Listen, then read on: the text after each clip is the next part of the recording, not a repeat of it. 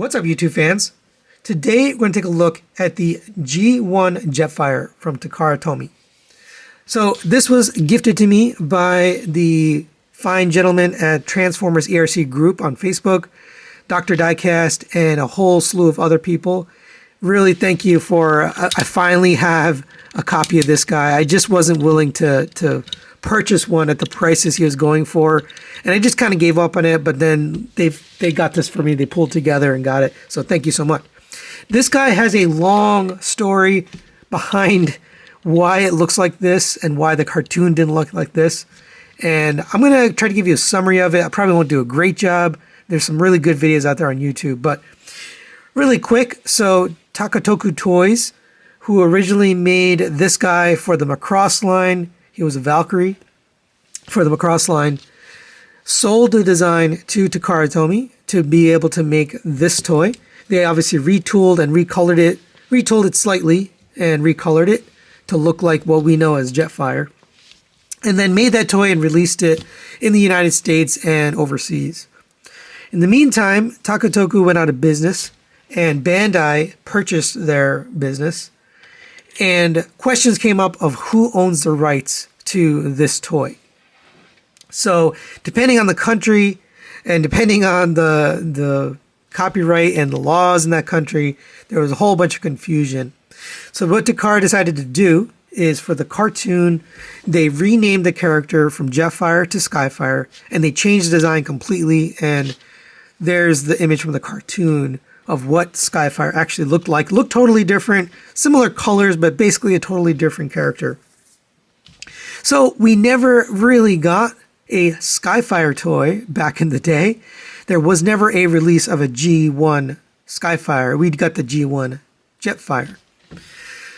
Now, fast forwarding many years, we got many versions of Jetfire over time, or Skyfire over time, but it never really looked like this guy. There were some that kind of emulated him. I think the Generations version was probably the closest one because it has the jetpack, which we'll take a look at in a minute. But over time, we really have never gotten another official G1 Jetfire in this style. Most of them are looking like the Skyfire from the cartoon. Now, the MP57, which is coming soon, is going to look like the Skyfire and not the Jetfire toy. I don't know if they're going to do a reissue, a repaint, a retool into Jetfire. That'd be pretty cool if they did. But I believe Bandai now owns the rights to this Valkyrie design. So with that story out of the way, let's take a look at this guy. He is one of the coolest G1 toys. He's got a lot of die cast in him, so you can actually see some of the die casts. All these metal pieces you see there, a bunch in the legs, a bunch of the hardware here on the top. I mean, he's quite heavy.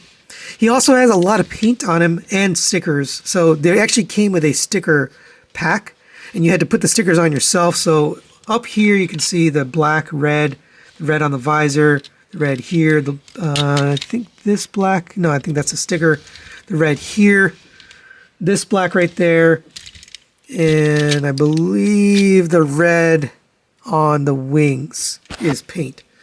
The rest you see here is stickers. Some of them are doing better than others. Again, this is from 1984. I'm shooting this review in 2023, so you can see some of these stickers are slowly peeling over the age. There's some here that are coming off. I did buy the repro labels from toyhacks.com to kind of replace some of these. Not all of them, but some of them.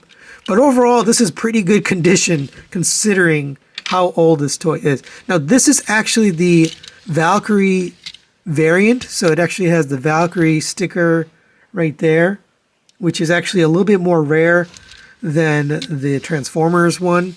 So that's kind of cool. Little bit of history there. Let's take a look at his articulation. So the head is on a joint that goes up to there. Now the joint itself moves, but you can't get the head up and down. You can rotate around. The ears will rotate, and those actually can act as guns, which he never had in the cartoon, by the way. Rotation at the shoulder at a ratchet. Nice clicky ratchet. Out to the side at a ratchet. Another nice clicky ratchet. You have a 90-degree end at the elbow. a rotation at the elbow as well. Nothing at the hands. I mean, the hands really don't do anything, honestly. They do move in for transformation, but that's really it. This hand is even more simple. It's just a molded hand. It doesn't actually have a hole to hold the gun. So that's the gun holding hand. You can only put it in this side. Continuing down, there's no waist rotation, no ab crunch. Back in the day, we didn't have all that.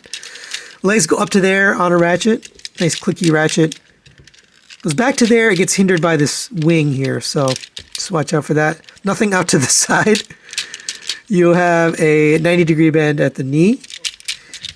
That's really it for the articulation. Now you can kind of fake him walking if you do one leg forward, one leg back, kind of like that. You can kind of get him walking.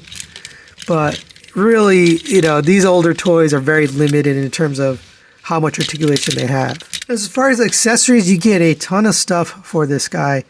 And that was kind of the draw of this figure. So, number one, you get his gun here, just done in a black plastic. It does kind of go up and down here. The mechanism is very old, so it's not working all that great. But it does kind of move, sort of, kind of. This handle doesn't really work anymore. It's kind of frozen, but this will fit in his hand like this. You can hold it like that. If you have this gun clip, which again is another rare thing that people tend to have lost, and it does kind of click in right there, then you take this gun and it'll basically attach as a sidearm, which is kind of cool. This piece is kind of a rare piece. Most people have lost or broken it, so sometimes it's hard to find that gun clip. You also get all of his armor, so let's take a look at that. I'm going to start with the leg pieces here. So it looks like this, and you basically take this, and there's two little clips here that clip over the end here. Now this is a very old toy, so I'm trying to be gentle with it. And these are the kind of parts that people have broken over time. So you don't want to be careful, but it basically just plugs in right there. And give that a little squeeze, and there you go for his leg armor. And then you same thing on the other side. Get these tabs over, come to the back, get the leg armor. And you'll notice there's stickers on these as well. Pretty much all over there's stickers. A little bit of black paint right here, but the rest is stickers. All right, now we'll do the arms. So these tend to break. So just so you know, these tabs on the front are very fragile, so you want to be careful. I did notice there are some 3D printed replacements on eBay now, so you can buy them. And I forget the name of the thing, something designs, but you want to put the back on and then slide the front on. Taking it back off is kind of hard. You kind of have to slide it forward. I find that it's tougher to take off, but that's how it should look. Same on this side. Now you have to take the gun clip off in order to do this. So again, put the back on, slide the front on. This one is actually in a little bit worse shape, but it's still working, thank God. Just got to be gentle with it. Come to the backpack here. Now I have a little piece of plastic here to protect the red paint from being scratched from here. Don't have to do that, but I just have it there. Take this piece here, again, more stickers. Slide it up from the bottom, and then it tabs in on the top. And the last piece here, you're going to take these booster pieces. They only go on one side. Again, covered in stickers, a little bit of black paint here, and then the boosters right there. And those will fit on there, and there. And there you have Jetfire fully armed up. Very cool. This is why this is one of the coolest G1 toys ever made, because it really looks awesome. All right, now let's get this guy transformed into his jet mode.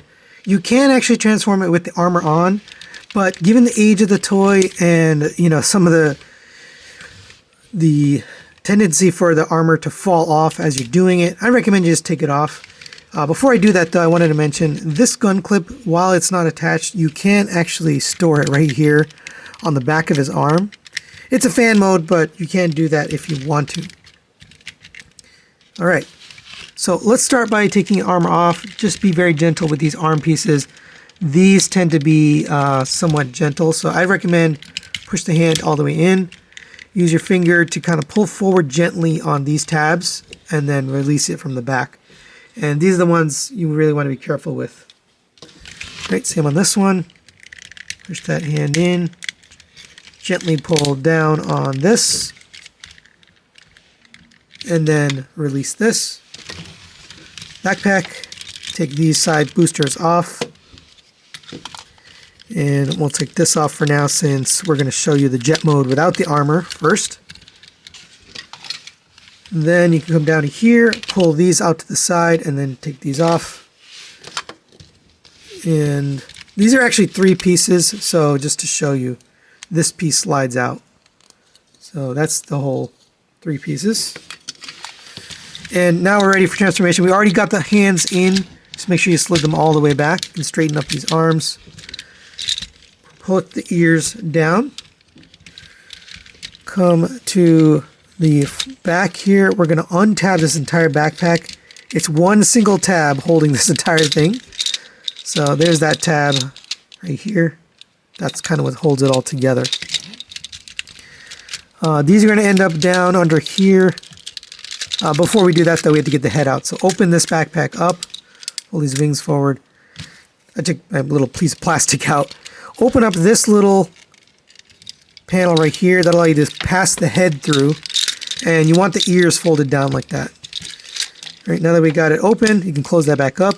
Slide this forward so it tabs into here. Have these wings out.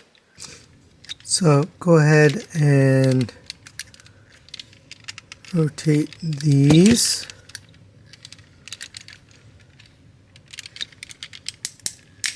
Wings upwards.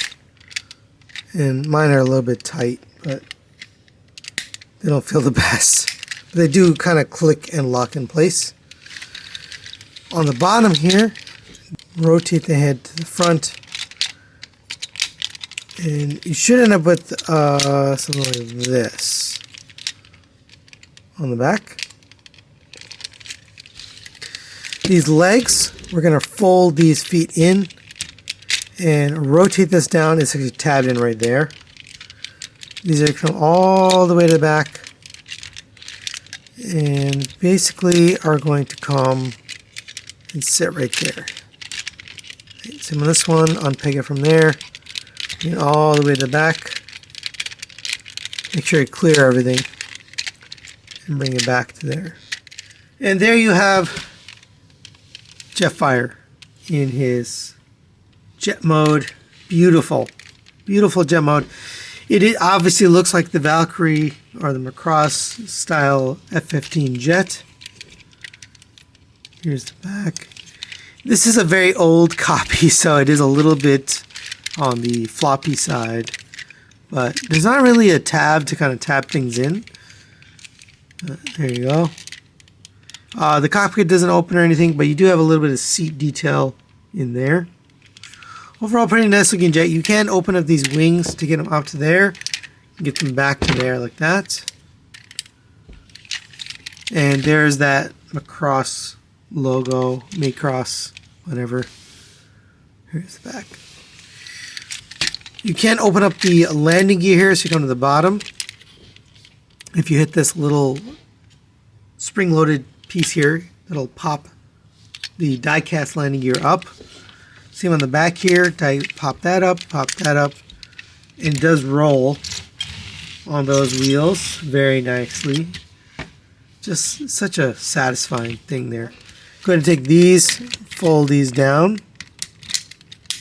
all the way, rotate that up, and if you want to protect the paint here, you can put something here. I like to put a little piece of plastic right there, so it protects it. We're going to take the backpack armor here. That's going to fit over this and then tab right there. Now for the leg armor, you can come, fold the leg down, bring the armor piece in, and that's the wrong piece. Like that. and then tab in this piece here. So line this up, tab it in, and then bring this up. So it should sit like that. Same on the side, bring this down. Get this armor piece right here. Get the piece here and tab that in.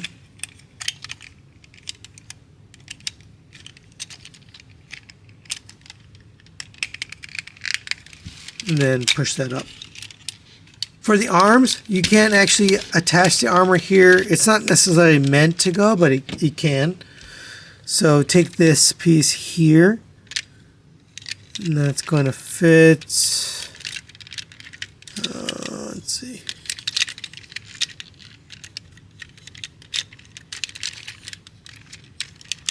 Just like that. Same on this one. Line that up on the back. And then push it on down in the front. It'll look like that.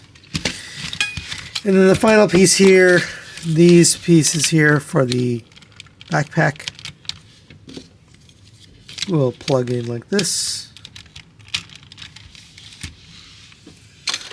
And you can kind of cheat this piece, although it doesn't really work, but you can take this, plug it in right here, and then you can take the gun and plug it in there. And then that's unofficial. It doesn't really fit there, but that is an option, sort of fan mode. If you want it to be, you can do that. And for a quick size comparison, there it is next to the G1 Optimus Prime, my only other G1 figure. I think it looks pretty good. I like the size here next to Optimus. So final recommendations on the G1 Jetfire, and this is pretty tough because it is a G1 figure.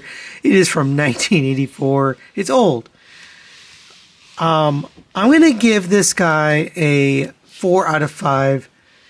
It's a soft 4 out of 5. It should be maybe between a 3 and a 4, but the vehicle mode is phenomenal. It looks amazing. I love how the armor and the overall boosters just look here in the vehicle mode. That's great.